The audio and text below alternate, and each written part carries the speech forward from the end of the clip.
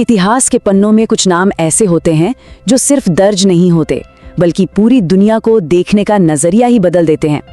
आज हम एक ऐसी ही शख्सियत की बात करेंगे। सोचिए, एक अकेली इंसान ने कैसे एक बेहद सख्त, पुरानी और ठंडी मानी जाने वाली संस्था यानी मॉडर्न राजशाही को पूरी तरह से बदल कर रख दिया। कैसे उन्होंने शाही पिंजरे को तोड़कर उसे एक असली इंसानी रूप दिया। चलिए इस कहानी में गहराई से उतरते हैं। कहानी की शुरुआत करते हैं उस खौफनाक रात से जिसने पूरी दुनिया को झकझोर दिया था। 31 अगस्त 1997 रात के 12:23। पेरिस की वो सड़कें हल्की बारिश से भीगी हुई थीं और वहां कैमरों की फ्लैश ऐसे चमक रही थी जैसे लगातार आसमान से बिजलियां गिर रही हों। उस रात हवा में एक अजीब सी, बिल्कुल शिकारियों वाली ऊर्जा थी। दुनिया की सबसे मशहूर महिला अपनी आखिरी यात्रा पर थी और उनके ठीक पीछे थे वो कैमरे जो उनके हर पल को नोच लेना चाहते थे। और यहीं पर वो सवाल उठता है जो आज दशकों बाद भी हमारे दिमाग में गूंजता है, क्या वो बस एक बेहद दर्दनाक हादसा था या फिर दुनिया की सबसे बड़ी साइलेंट साजिश? इस सवाल का सच समझने के लिए ना हमें बिल्कुल शुरुआत में जाना होगा, वहां जहां से ये सब शुरू हुआ। भाग 1, पीपल्स प्रिंसेस, अकेलेपन से जन्मा दर्द। बात है साल 1961 की। एक बेहद अमीर लेकिन अंदर से बिल्कुल टूटा हुआ परिवार। छोटी सी डायना अक्सर घंटों अकेले एक खिड़की के पास बैठकर अपनी माँ को जाते हुए देखा करती थी। जरा सोचिए, बचपन में दौलत की कोई कमी नहीं थी, पर जिस एक चीज की सबसे ज्यादा जरूरत थी, प्यार, वही नहीं था। और दिलचस्प बात यह है कि इसी खालीपन ने ना उनके अंदर एक गहरी समझ पैदा की। उनके अंदर एक ऐसा सॉफ्ट मैजिक पैदा हुआ जो दूसरों का दर्द तुरंत भांप लेता था। अब ये कॉन्ट्रास्ट देखिए, एक तरफ था वो कोल्ड रॉयल प्रोटोकॉल, यानी रोना मना है, अपनी फीलिंग्स छुपाइए, बिल्कुल एक रोबोट की तरह जिएं।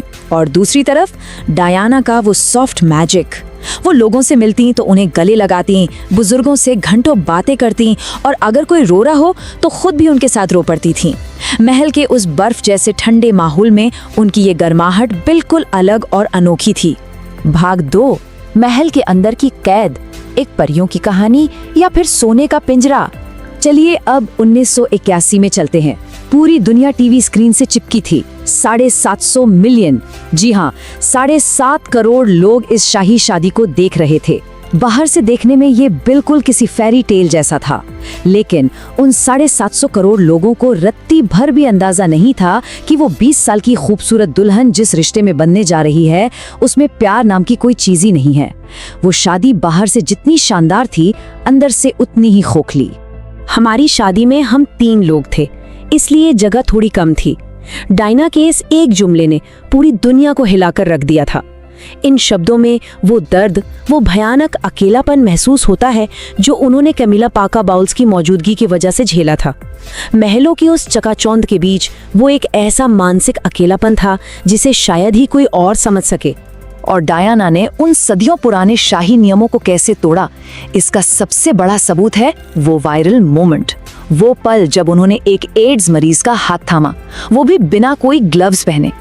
ये उस दौर की बात है जब लोग एड्स के मरीजों के पास जाने से भी कांपते थे। उनका ये एक कदम ना सच में एक बहुत बड़ी क्रांति था। इसी एक पल ने उन्हें महलों की एक दूर की प्रिंसेस से बदलकर पूरी दुनिया के लिए एक ग्लोबल इमोशन बना दिया। भाग 3, redefining modern royal life, the mother. आपको पता है, डायना ने विलियम और हैरी की परवरिश के लिए जानबूझकर उन पुराने शाही नियमों को किनारे कर दिया। वो उन्हें मैकडॉनल्ड्स ले जाती थी, वो आम लोगों की तरह पब्लिक थीम पार्क जाते थे, वहाँ अपनी बारी के लिए लाइनों में खड़े होते थे।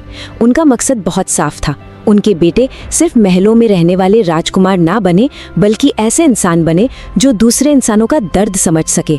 ये उस वक्त के हिसाब से बिल्कुल ग्राउंड ब्रेकिंग था।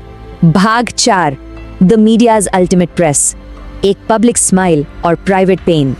मैं दुनिया की सबसे ज्यादा शिकार की गई महिला हूँ। ये सिर्फ एक लाइन नहीं है, ये एक चीख थी। मीडिया और पापाराजी उनका ऐसे पीछा करते थे जैसे कोई खूंखार शिकारी अपने शिकार का करता है।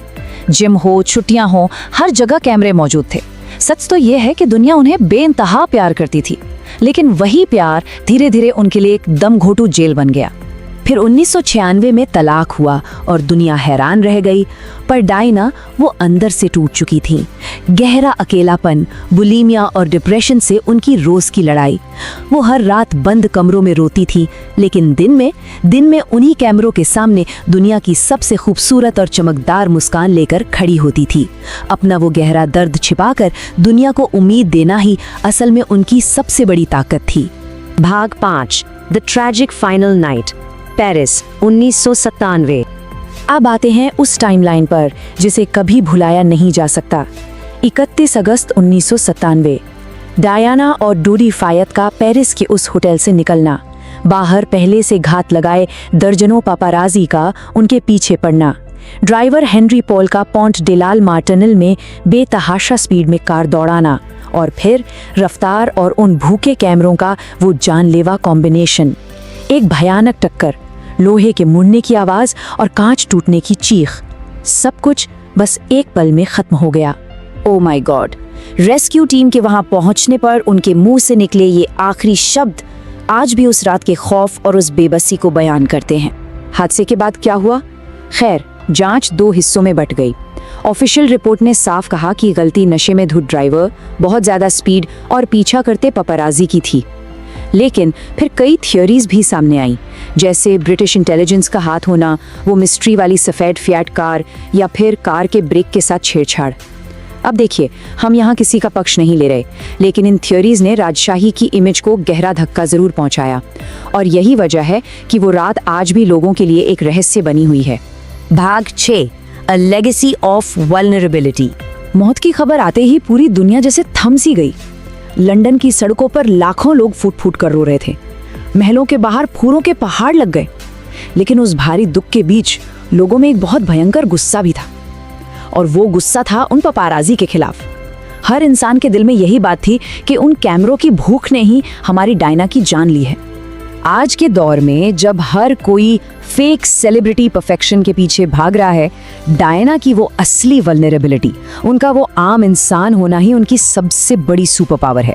आज भी लोग उन्हें इसलिए याद करते हैं क्योंकि उन्होंने दिखा दिया कि रॉयल्टी का मतलब सिर्फ मुकुट पहनना और हाथ हिलाना नहीं है। असली ताकत अपने दर्द को दुनिया के सामने बिना किसी डर के एक्सेप्ट करने में है। वो परफेक्ट नहीं थी, वो टूटती थी, लेकिन फिर भी करोड़ों लोगों की उम्मीद थी।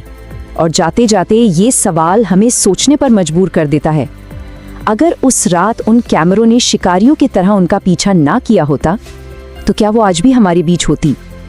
मीडिया कल्चर और स्क्रीन पर हम जो कुछ भी देखते हैं, उसमें कहीं ना कहीं हमारी क्या जिम्मेदारी है, ये हमें ज़रूर सोचना चाहिए। ये कहानी सिर्फ एक ट्रेजेडी नहीं है, ये हमारे लिए एक बहुत बड़ी सीख है।